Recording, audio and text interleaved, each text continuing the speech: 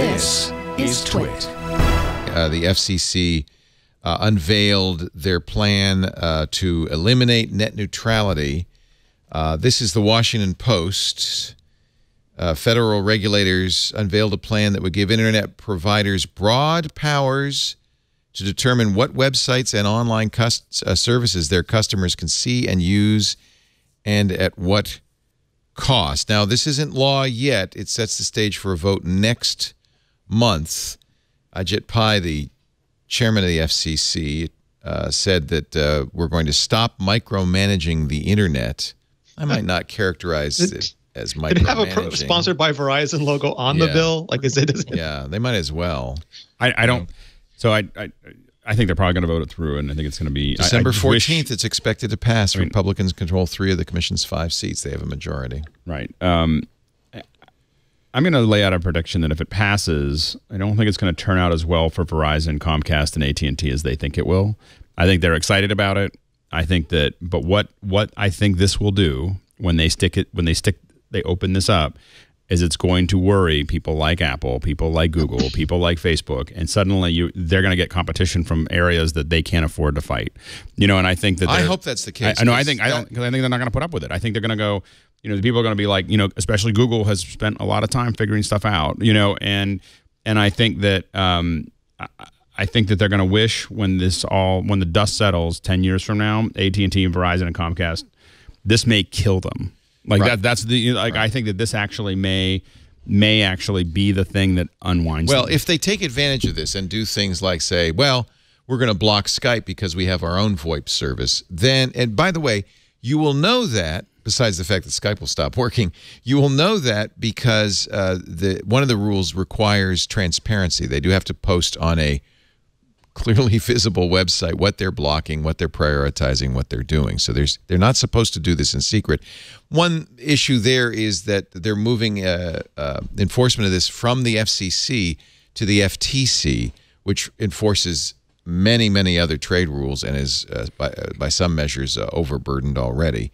So I'm not sure how enforcement will look. But essentially, you're gonna let the internet service providers what I'd love to see regulate themselves as long as they are honest about it. What I'd love to see, the only thing that I think is missing, and I haven't read this, so maybe it's not missing, but I think they ought to basically take off all the fettering that they've done to the local governments and say, okay, look, if we're gonna take all these rules away and you guys can charge whatever you want, but local governments are now allowed to compete. No, they're not doing that. And that's another thing, by the way, that Comcast, Verizon, and AT&T are shutting down local governments everywhere from competing with them. So.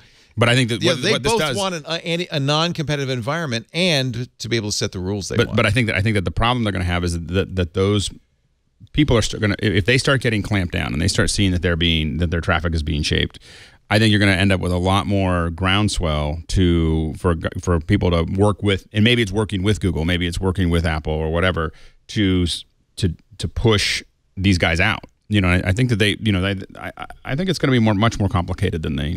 I love Tom Wheeler's response. He said, "If you like your cable company, you'll love what this does for the internet." He says it's tragic.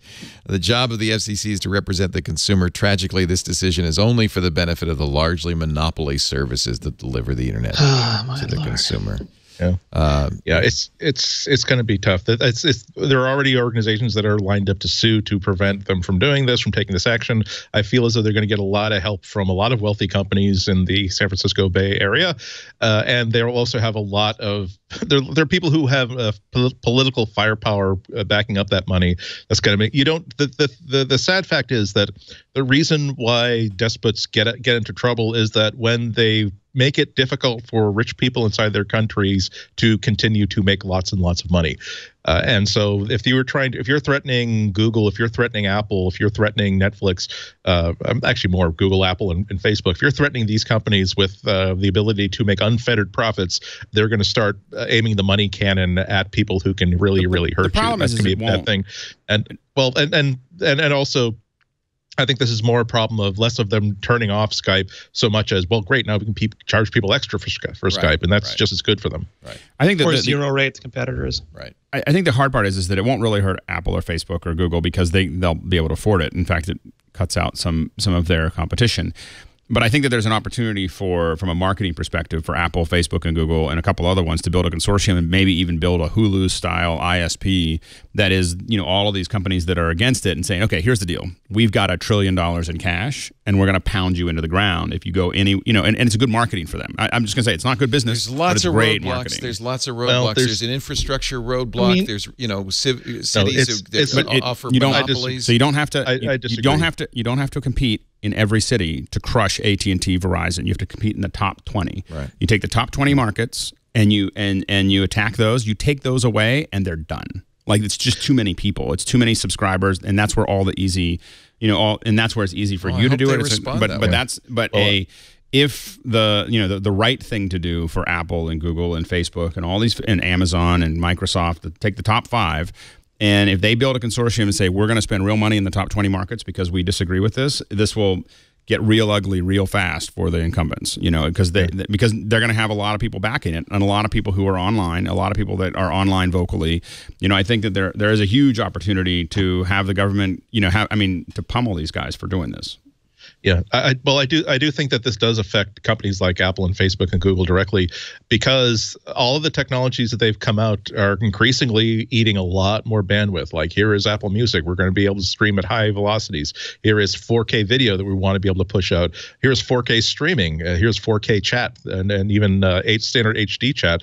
All of this is based on the idea that whenever people have access to the internet, the fact that they are fire hosing data costs them about as much money as they would if they were just simply squirt gunning data out there. So the next time that students go to hang out at Starbucks or at a coffee shop, and suddenly they realize that the router installed at Starbucks has been decided to turn off access to FaceTime because they can't afford what their ISP is going to charge the coffee shop to offer free internet, free Wi-Fi for that service.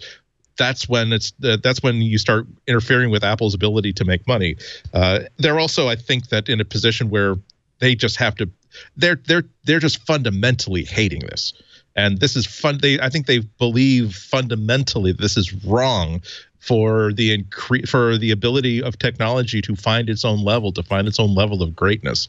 I don't know what's going to happen. I don't think it's going to be as bad as it could possibly get, but I don't think it's going to be. I don't think it's going to be good at all. And we're not going to find out for another year or two. FCC is also ordering states to scrap plans. Remember, the states were going to come up with their own net neutrality plans here in California. That was in play, but they are going to say this law, Fed law, preempts yours. And some have pointed out that the sunshine rules, the transparency rules will work as well as they do for privacy. Yes, FTC does require privacy statements, but it doesn't mean companies can't do anything they want. In fact, they do. And I'm most worried not about Apple and Google. I hope that Apple and Google weigh in. I think in the long run, it's good for their business, and they won't, because it's good for YouTube. But what it does is it tilts the playing field, let's say, more towards YouTube, because Google can afford to pay those bandwidth costs, and away from companies like TWiT and other up-and-coming companies, innovators, who will be disadvantaged. The playing field's already tilted in YouTube's favor. It's going to be tilted more in YouTube's favor. And I could say just personally, this is going to, if this goes, lives up to its full potential, could disadvantage us. Seriously disadvantage us. Totally. And I mean, so I'm usually a huge optimist about this kind of stuff, but I find it hard to be optimistic because Apple has not been very vocal about net neutrality. Google has waffled on net neutrality. Facebook gives me the sense that they would love to just pay to zero rate all their services at the expense of the competition that you mentioned. Totally. I mean, I believe there's, that's top of their list.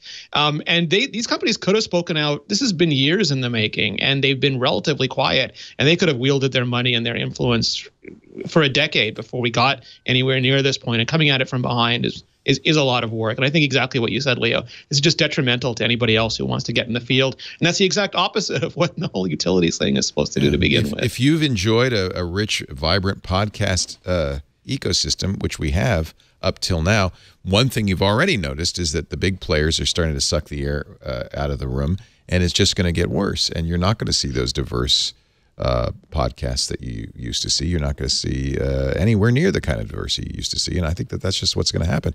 If you want to stream video, you'll stream it on YouTube or Facebook because they'll be zero rated. And you won't do it yourself because that would be nuts. Well, you can look at, T-Mobile has their, their whole thing where basically there's a whole bunch of partners that are, and that's been always this kind of gray area of yeah, their zero rating. FCC has always considered that to be antithetic to net neutrality. I think consumers don't really understand why not charging them for bandwidth for some players, but charging them for others is not net neutrality. I think they have a harder time understanding it because it looks like you're saving money.